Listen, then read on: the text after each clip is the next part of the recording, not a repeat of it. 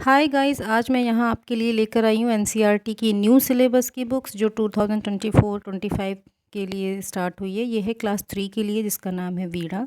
यहाँ पर बहुत सारी चीज़ें दी हुई हैं, जैसे आप देख रहे हैं आमुख, और उसके बारे में कि एनसीईआरटी का जो पैटर्न चेंज हुआ है एनसीएफ के थ्रू, एनसीएफ 2023 के लिए, तो उसके अकॉर्डिंग है। और ये पाठ्य पुस्तक मतलब कितने लोग इसमें हेल्पफुल हैं, कहाँ से रिसर्च करके ये इसमें चैप्टर्स डाले गए हैं, और कैसी कैसी चीज़ें कि बच्चों को हर तरीके से सिर्फ सिखाया जा सके, खेल खेल में भी, क्योंकि टॉय लर्निंग की बात हुई है।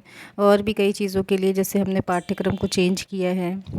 और बच्चों के जैसे हम लोग एज ए टीचर हम जानते हैं कि बच्चों की लर्निंग के लिए हमें सबसे पहले लेखन, पठन और ये सारी चीज़ें आती हैं। अगर हम भाषा की बात करें तो उसी हिसाब से पहले मौखिक भाषा, फिर उनकी कल्पना, जिज्ञासा और रचनात्मकता के लिए, फिर उनके लेखन से जुड़े हुए चीज़ों के लिए, फिर वो बहुभाषिक हो सके और उनको समझ सके, और जिस पैटर्न के थ्रू हम सिलेबस को बना रहे हैं उसके अकॉर्डिंग वो धीरे धीरे नॉलेज को गेन करते जाएँ।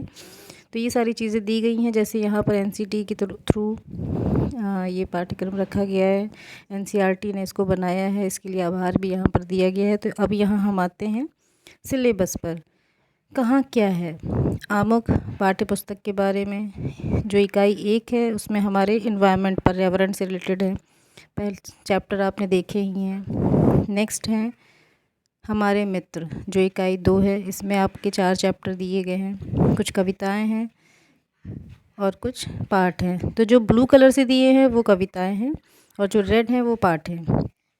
फिर इसी तरह टोटल 5 इकाइयाँ हैं, जिसमें अलग अलग पैटर्न के थ्रू दिया गया है। और लास्ट में कुछ कविताएं दी गई हैं, जो कि यहाँ पर राष्ट्रगान भी दिया गया है। और इस तरह से बच्चे पूरे साल सीखेंगे, और ये कक्षा 3 के लिए है। आगे जो भी किताबें आएंगी मैं आपको बताऊंगी, और धीरे धीरे हर चैप्टर का आपको बताती जाऊंगी कैसे पढ़ाना है, कैसे बच्चों को दिखाना है, कैसे हम क्या क्या चीज़ें सिखाएंगे। तो हर चैप्टर वाइज मैं वीडियोस डालूंगी, अगर आप लोग बोलोगे